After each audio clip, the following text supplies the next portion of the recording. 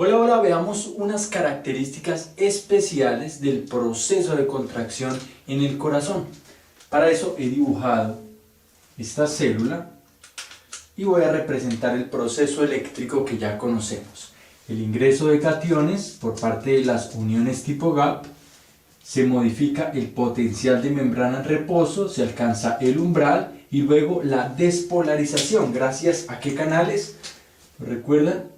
La apertura de canales de sodio, voltaje dependientes. Muy fácil, se alcanza la despolarización alrededor de más 10 milivoltios y luego se genera la meseta, que representa el ingreso de calcio y la salida de potasio. Un equilibrio eléctrico corto que nos permite la formación de esa meseta. Finalmente los canales de calcio se van a cerrar, persiste la salida de potasio y la célula alcanza su repolarización. Muy sencillo, ya lo comprendemos y esta imagen ya está en nuestra mente. Resulta que, como les he venido diciendo, el calcio es fundamental para el proceso de contracción. Tanto así que la célula dispuso mecanismos especiales dentro de su membrana para permitir el ingreso de calcio a los lugares más profundos de la misma, para que el calcio pueda llegar a la profundidad de la membrana, de la célula, a la profundidad, a la parte más central de la célula. Fíjense que el potencial de acción se movilizaba y en esta parte de la membrana se genera el mismo efecto, pero podemos pensar que los niveles de calcio aumentan por acá. Resulta que la célula adoptó una modificación en su estructura y permitió estas hendiduras, estas modificaciones, deformaciones de su membrana para que el calcio ingresara finalmente a niveles más centrales de la célula, por acá. Claro, todos estos transportadores, todos estos canales también se encuentran en estas hendiduras. Fíjense cuán brillante es el objetivo y se forman modificaciones de este tipo en la célula. ¿Cómo se denominan estos cambios en las células del corazón que permiten el ingreso de calcio a partes más centrales de la célula? Muy fácil. Se llaman túbulos, porque si se fijan tienen la forma de un tubito y tienen la forma de un tubito en T, como lo pueden ver. Túbulo en T o túbulos T. Entonces, teniendo en cuenta las necesidades amplias que tiene la célula miocárdica para generar el proceso de contracción, ha producido modificaciones en su membrana en forma de túbulos que llegan hacia partes más profundas y centrales de la célula, las cuales fueron denominadas túbulos T. Ahora veamos los efectos del calcio sobre la interacción entre los filamentos de actina y miosina. Para eso tengo este diagrama. Ya sabemos que de múltiples maneras el calcio intracelular aumenta durante la meseta. Después de la despolarización, el calcio intracelular incrementa. Pero bueno, ¿qué va a hacer este calcio para facilitar el proceso de contracción? Para eso tenemos que ir a los complejos de actina y miosina. Esta línea azul representa el filamento de actina que está compuesto o está unido a la tropomiosina. En este caso la tropomiosina es esta línea negrita, y a la troponina. La troponina está representada en este dibujo por estas tres casillas, 1, 2 y 3, verdecitas. Esta sería la troponina, esta la tropomiosina y el filamento de actina. Y también por la miosina. Recuerden, el filamento actina y miosina, la relación entre la actina y miosina se da gracias a estas cabezas de miosina que están acá en rojo. Entonces, ¿cómo ocurre la interacción entre la actina y la miosina facilitada por el calcio? Resulta que aquí el papel principal lo juega la troponina. Y fíjense por qué. Tiene 3 casillas. 1, 2 y 3. Esta casilla o esta subunidad, en este caso, de unión a la actina, se denomina subunidad I. Esta subunidad o esta casillita de unión a la tropomiosina se llama subunidad T. Subunidad T. Bien, fácil. La I, la subunidad de unión a la actina. La T, la subunidad de unión a la tropomiosina. Y esta última, que está como sueltica acá, es la subunidad de unión al calcio. La troponina tiene una subunidad dispuesta para que el calcio llegue y se ubique ahí. Adivinen cómo se llama. Muy fácil. C. Subunidad C o de unión al calcio. Ahora, cuando efectivamente llega el calcio, acá se ubica en su subunidad, genera una movilización de la tropomiosina. ¿Por qué? Porque la tropomiosina estaba unida a la troponina en la subunidad T. Entonces llega el calcio, se ubica ahí y genera como una movilización de la tropomiosina, que estaba interrumpiendo la interacción entre el sitio activo de la actina y la cabeza de miosina. Si se fijan, acá está la actina, la cabeza de miosina, y entre ellas se encontraba la tropomiosina impidiendo su interacción. Una vez llega el calcio, se ubica en el lugar de su subunidad en la troponina, pues permite que esta tropomiosina sea desplazada, sea movilizada de ahí donde estaba interrumpiendo la relación entre la actina y la miosina, y así finalmente se va a permitir una adecuada interacción. Si se fijan lo que acaba de pasar, entonces la cabeza de miosina se puede ubicar en el sitio activo y se puede generar el proceso de movilización de cabezas de miosina, que finalmente lleva al proceso de contracción.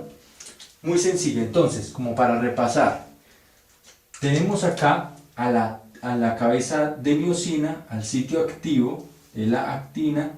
Aquí voy a dibujar a qué, a la tropomiosina, 3 subunidades: la subunidad de unión a la tropomiosina, que se llama subunidad T, la de unión a la actina, que se llama subunidad I de la troponina, ojo, y la subunidad de unión al calcio, que se llama C. Una vez llega el calcio y como que genera un peso acá, en este dibujito, lo hago así, como que genera peso, desplaza la tropomiosina y esta libera el sitio activo. Muy sencillo. Así facilita el calcio la interacción entre la actina y la miosina, y por eso he insistido tanto en la presencia de calcio. Ya veremos más adelante cómo el calcio, cuando se acumula dentro de la célula, permite aún una mejor interacción entre la actina y la miosina.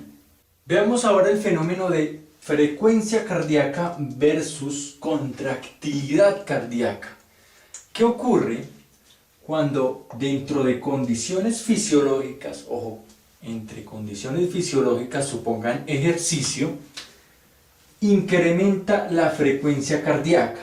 Ustedes consideran que un corazón que va muy rápido, dentro de condiciones fisiológicas, claro está, pero ha aumentado su frecuencia cardíaca, el número de latidos por minuto, ¿ustedes creen que la contractilidad, la fuerza con la que se genera la contracción, es mayor o menor?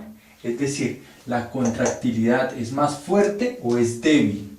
¿Es fuerte o débil esa contracción? ¿Qué opinan?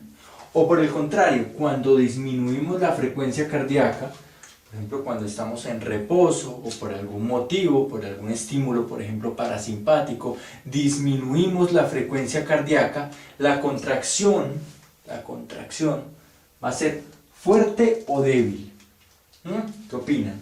Pues veamos, es este el punto en el cual el señor Bowditch ha determinado la existencia de un fenómeno en escalera. La escalera de Bowditch.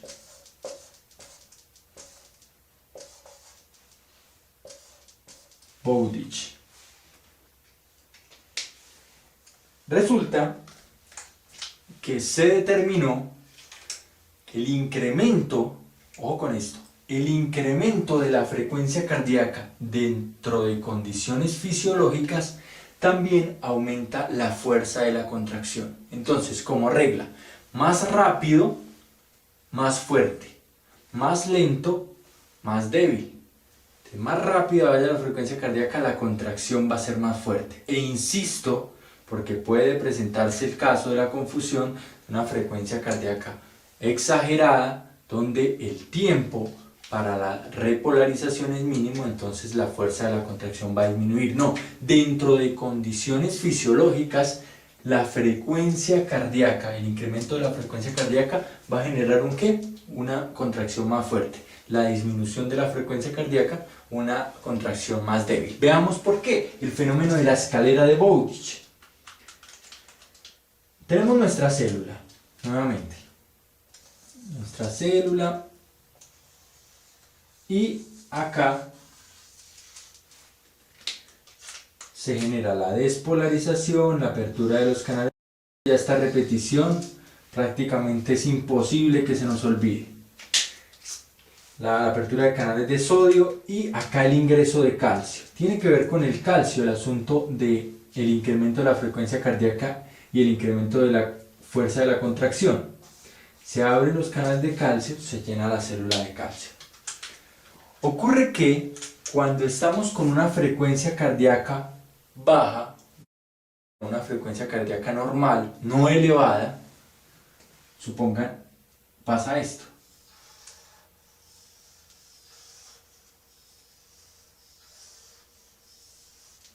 Supongan que este es un patrón de 70 latidos por minuto, que si continuáramos en el tiempo, esto daría 70 latidos por minuto.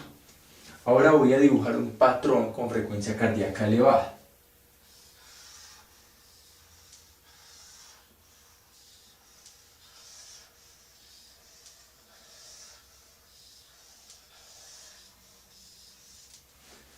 ¿Qué ocurre? En esta puede que tengamos una frecuencia de 120, por decir un número. El ingreso de calcio, muy atentos a esto, el ingreso de calcio depende de qué fenómeno en la curva, de la meseta. Esto es un concepto que debemos tener claro, ya lo he mencionado muchas veces. El ingreso de calcio, es decir, la disponibilidad de calcio finalmente en la célula, depende de la meseta, porque es en la meseta donde ingresa el calcio y ese calcio activa el calcio que está dentro del retículo y así aumenta la concentración, tal que podemos deducir que a más mesetas, más calcio se va a tener disponible dentro de la célula. Con una frecuencia cardíaca normal tenemos, supongan en un minuto, 3 mesetas, pero con taquicardia tenemos 1, 2, 3, 4, 5 mesetas. Muy sencillo. Con 5 mesetas vamos a aumentar la disponibilidad de calcio acá dentro de la célula, porque no todo se puede sacar durante la repolarización, porque el inicio de la siguiente despolarización es pronto, es muy rápido. Entonces finalmente se va a ir acumulando calcio. Entre más calcio tenemos dentro de la célula, más se va a unir a la subunidad C de la troponina, es decir, que se va a desplazar con mayor efectividad la tropomiosina, y la actina y la miosina van a interactuar más. Muy sencillo, lo podemos comprender. ¿Qué ocurre? ¿Qué determinó el señor Bowditch? Que se comporta más o menos así, a una frecuencia cardíaca basal, no se modifica la contractilidad cardíaca, pero una vez comenzamos a incrementar la frecuencia cardíaca, hay periodos en los cuales se incrementa la contractilidad, fíjense, periodos en los cuales se incrementa la contractilidad, es decir, que el incremento en la cantidad de calcio hace que la contracción sea más fuerte, se alcanza un pequeño nivel de reposo hasta que nuevamente se acumula más y más calcio, pero naturalmente la concentración de calcio llega a un límite. Es decir, el incremento en la disponibilidad de calcio y el uso por parte de las fibras de actina y miosina pues llegan a un límite y hasta ahí se puede hacer potente la contracción muscular o la más potente contracción. Este es el fenómeno de escalera de Bowditch. Repito, para dejar claro, en un principio se empieza a acumular, se empieza a acumular y luego se generan estas planicies que son el momento en el cual la célula está como estable en contractilidad mientras se acumula suficiente calcio para nuevamente hacerse más fuerte. Como que se hace fuerte, se acumula calcio, empuja, se acumuló más calcio, pasa un momento, se acumuló aún más calcio, sigue bombeando, ¿sí se fijan? Entonces va incrementando así su potencia de contracción. Ténganlo en cuenta, dentro de condiciones fisiológicas un paciente va a incrementar, claro, es muy lógico, incrementamos por ejemplo en el ejercicio, hacemos ejercicio, aumenta la frecuencia cardíaca, la resistencia vascular sistémica es mayor, incrementa la tensión arterial, entonces el corazón bombea con mucho más fuerza. ¿Listo? Tengámoslo en cuenta. Ahora vemos el efecto de los digitálicos en la contractilidad cardíaca. Recuerden que los digitálicos provienen de una flor, Digitalis púrpura, que es una flor muy bonita, naturalmente de color púrpura y con forma de dedito, en forma de dedo, de la cual se extraen los digitálicos. Ahí tiene una molécula similar al digital que se usa hoy en día y que genera efectos en el corazón. Hace más de 200 años se descubrió la existencia de una molécula en esa flor que permitía al generar algunos efectos cardíacos. Posteriormente, con muchos estudios, naturalmente, descubrieron que el efecto del digitálico es bloquear la bomba sodio-potasio ATPasa. Entonces, veamos qué tengo aquí para ustedes. Acá el dibujo de nuestro corazón, que representa el nodo sinusal, aurículo ventricular, rama derecha, rama izquierda, es decir, sistema de conducción. Y acá la célula del ventrículo, una célula del ventrículo.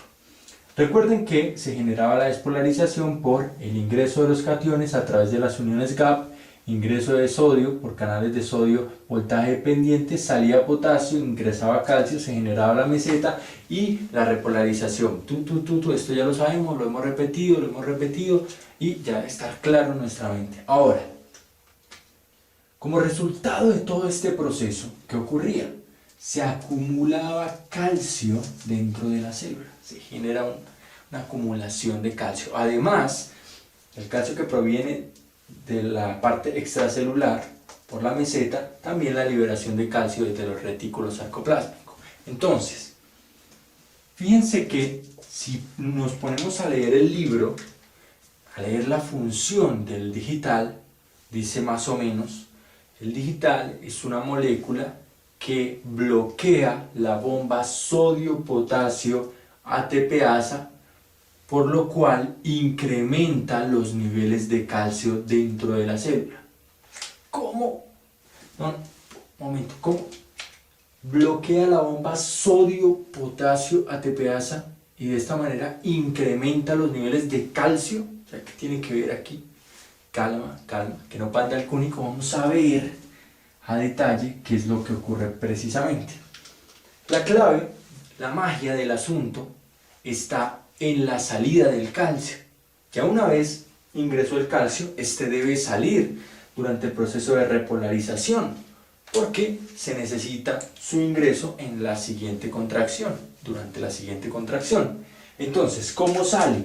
Recuerden que en algún momento les dije que existía un transportador que movilizaba dos sustancias, sacaba una como en forma de columpio, moviliza una hacia afuera y otra hacia adentro. ¿Cuál es la que sale? Ya les dije, el calcio, muy fácil. ¿Y cuál es la que ingresa? El sodio. No suele pasar, no suele ser común que la célula prefiera al sodio para ingresarlo, pero en este caso sí, en este caso le dio la oportunidad de ingresar. Se moviliza el sodio, ingresa y saca el calcio. Resulta que cuando bloqueamos, muy atentos a esto, acá está la clave, la magia.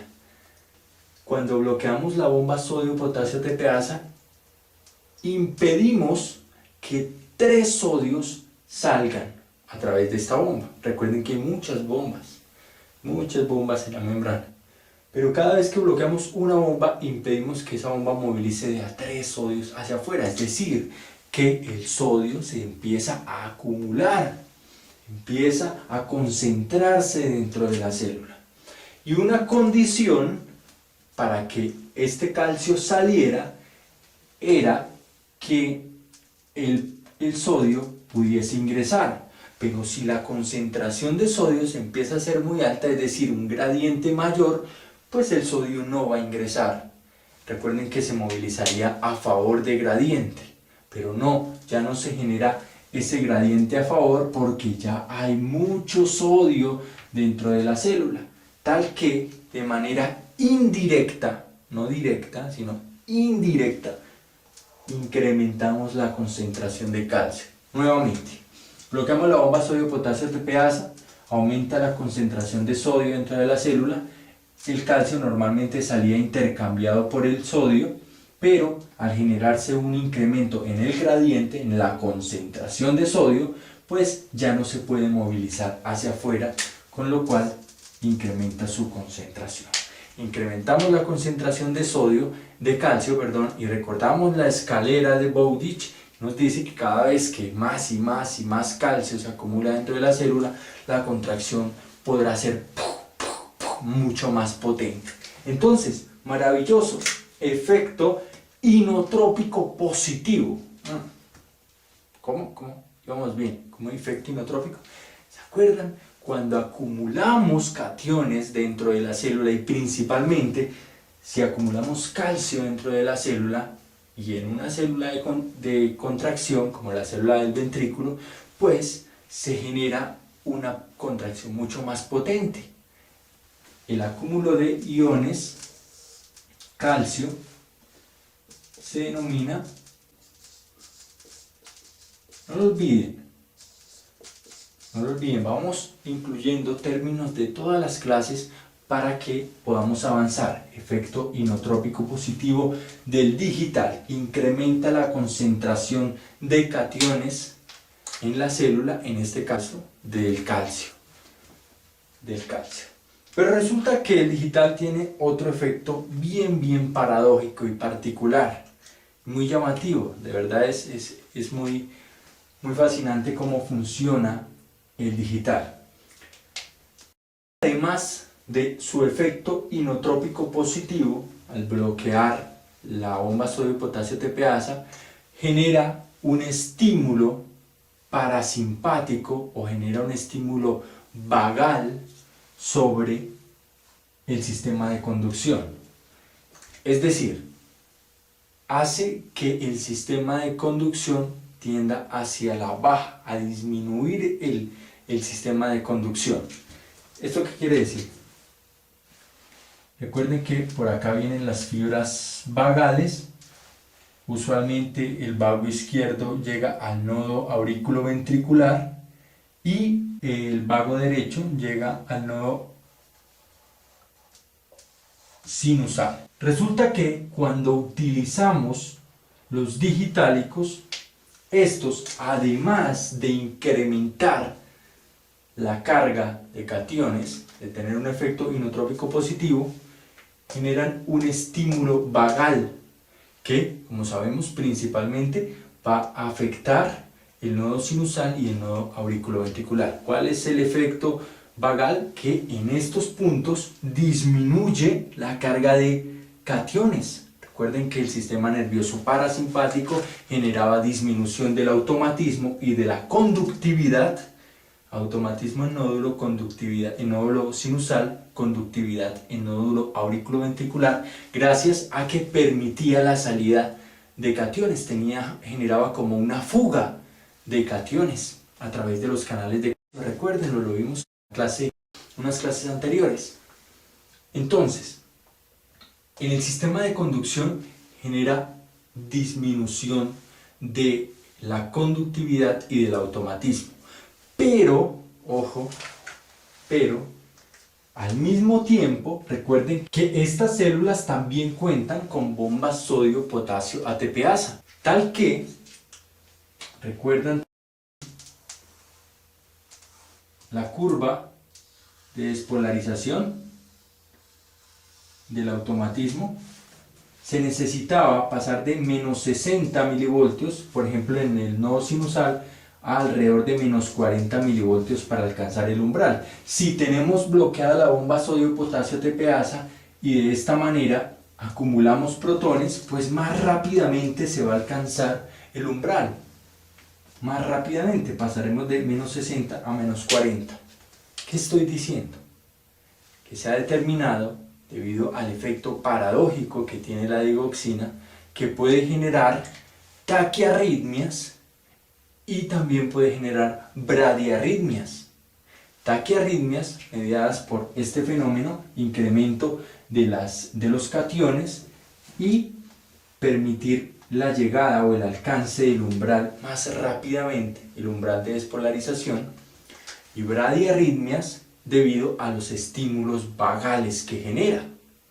Fíjense, es tan particular el comportamiento de la digoxina que se ha utilizado, por ejemplo, en pacientes con flúter, con aleteo auricular. Estos pacientes con flúter pueden llegar con una frecuencia cardíaca, supongan, de 150. Entonces por acá tienen focos que generan despolarizaciones y tienen frecuencia cardíaca auricular de 150 y ventricular de 150, porque no hay ningún compromiso del nodo auriculoventricular, el cual transmite todas las señales. Se ha utilizado, de hecho, la digoxina en estos pacientes. ¿Y qué es lo que ocurre? Fíjense, este flúter pasa a fibrilación auricular, es decir, pasa a 200 despolarizaciones por minuto, y la frecuencia ventricular pasa a 75 latidos por minuto, por decir algo, 80 latidos por minuto. En este caso, generamos una complicación, o llevamos al siguiente paso la taquiarritmia, y acá, debido al estímulo parasimpático sobre el nodo sinusal, generamos un bloqueo ahí en la conducción, y a pesar de que desde acá se están enviando gran cantidad de estímulos, pues tenemos parasimpáticamente, por decirlo de alguna manera, bloqueado el nodo auriculoventricular, y mantenemos una frecuencia cardíaca ventricular, un número de contracciones en los ventrículos dentro de parámetros normales, que le da tiempo al corazón de generar el llenado diastólico y una adecuada contracción, es decir, un buen gasto cardíaco. ¿Se fijan los efectos de la digoxina? También podemos ver que los pacientes con intoxicación con digoxina llegarán con grandes frecuencias cardíacas auriculares y bradicardias ventriculares,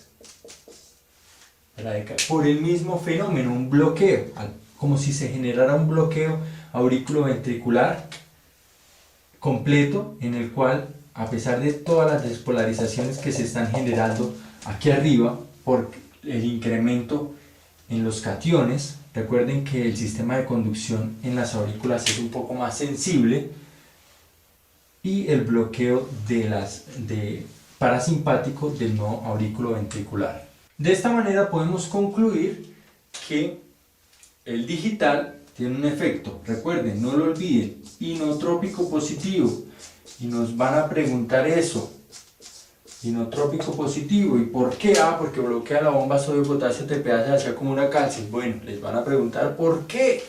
¿Por qué acumula el calcio? Ya lo sabemos, muy sencillo. Y también tiene un efecto antiarrítmico. Paradójicamente tiene un efecto antiarrítmico en situaciones como las que he descrito.